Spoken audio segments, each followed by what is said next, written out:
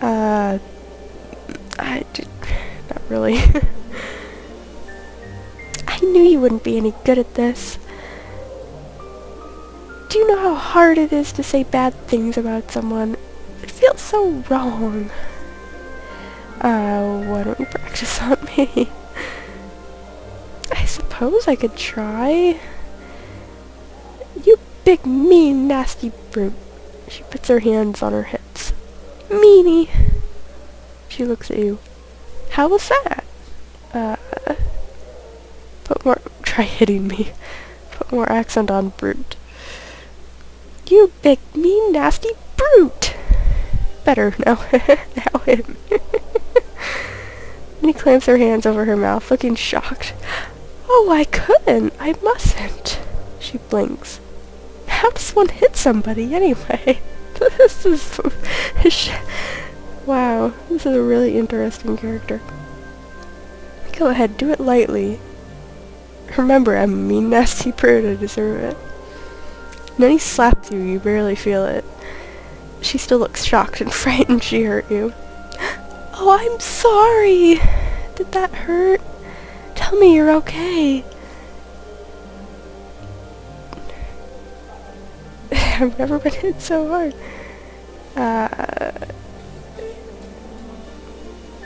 Encourage her to let her feelings out. Oh, and then he drops her tiny frame to its full height, balls her hands into fists, puts them on her hips, and scrunches up her face into a cute scowl. Oh, damn to be you! You deserve that for all the indignities you put me through. Going out late at night. Her eyes roam up and down your body. Getting into fights and getting all scarred up. What are your kids going to think? Kids. I think she's just in character here, so... Don't you excellent me like I'm some backlicker looking for your approval. I'm my own woman, and this woman is about to walk out of your life unless I get some solid commitment.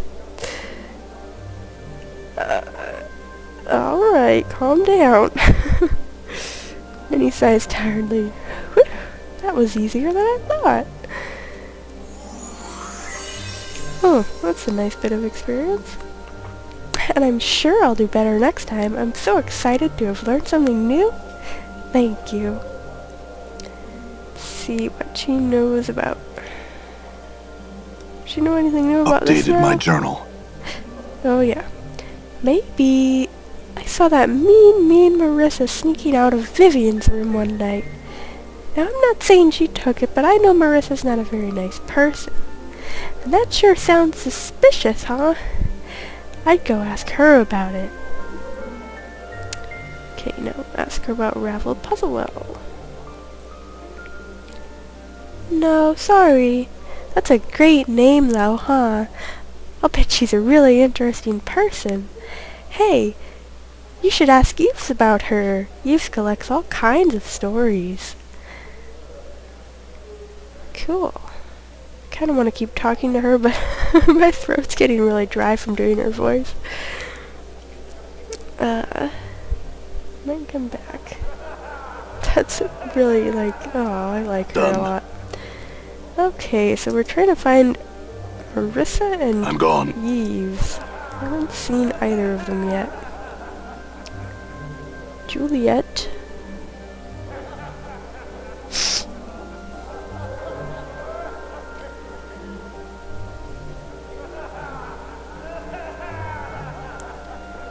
I'm gone.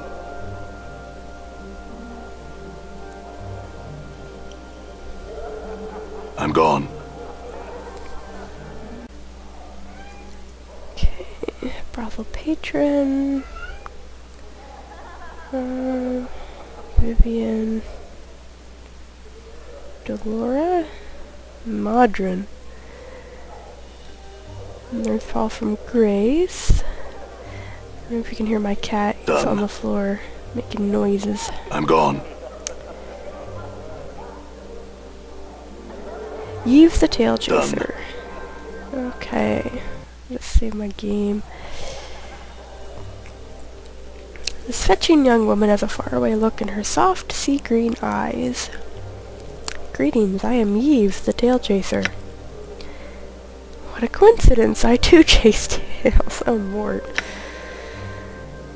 Have you come to trade tails? Yeah. As a matter of fact, I have. I would like that very much, yes.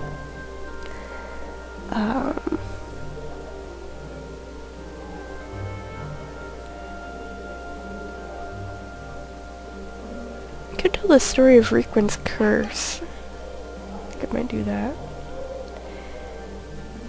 Yves leans forward as you tell the tale of Requin's odoriferous curse. She seems to devour your every word. As you finish, she smiles at you. I shall remember this tale, and now I have one for you, the gilded tale. Okay.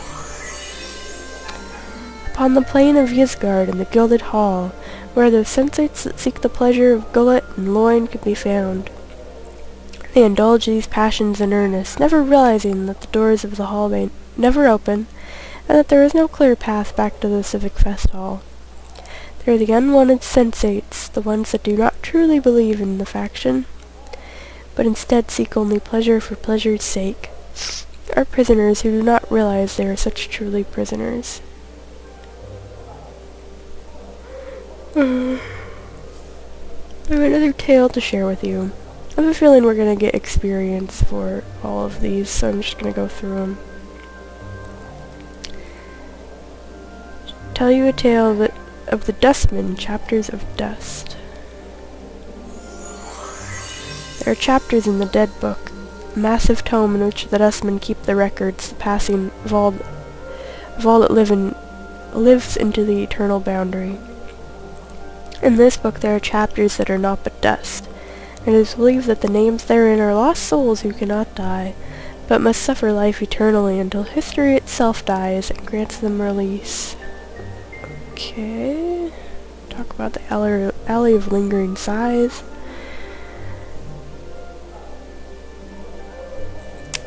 I have a tale for you, but before I begin I must ask, do you know what a modron is?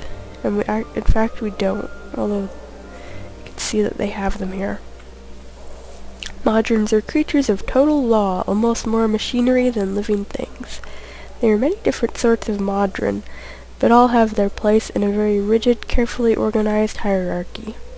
So dedicated are they to this system that they cannot communicate with or even consider the existence of modrons who are not their immediate superiors or inferiors. Okay. Then I should tell you the tale of the clock and the quadrone. Once upon a time there existed a modron. It was newly created, its logic fresh and untested, and it had come to sigil, following the commands of its modron superiors. It knew of nothing but commands and dictates, of obedience and passing along the orders of its superiors. For you see, modrons are only aware of the commands of their immediate superiors. They have no grasp of a higher authority, until this one. One day it came upon a small shop, within which there was a small clock that could no longer tell time. It was cracked along the edges, the wheels of its hands broken. The modron immediately set itself to work at getting the parts to fix the broken clock. It made a new wooden housing for the clock's parts, replaced the bent springs, carefully filled and oiled the clockwork machinery, and carved new hands from the sparse metal available to it. The newly repaired clock's precise ticking reminded it of the great gears of Machinus, and it comforted it as much as anything may comfort a modron. And what the modron never came to understand was that it truly loved this clock that it had worked on, and for reasons it could not explain, elected to remain in sigil and be with the clock for the rest of its years. That's cute. The Alley of Dangerous Angles. Yves leans forward as you tell the tale of the Alley of Dangerous Angles. As you finish, she smiles at you. I shall remember this tale, and I have one for you, the lady's suitor. The tale concerns the suitor of the Lady of Pain, one of many over the years. He was a young man who was obsessed with the mistress of Sigil. He saw her everywhere, in every corner of her city. He would hear the rustling of her robes, the scrape of her blades, and grew infatuated beyond all reason. He hoped that if he worshipped her, that he would at last be able to see her, and so worship her he did.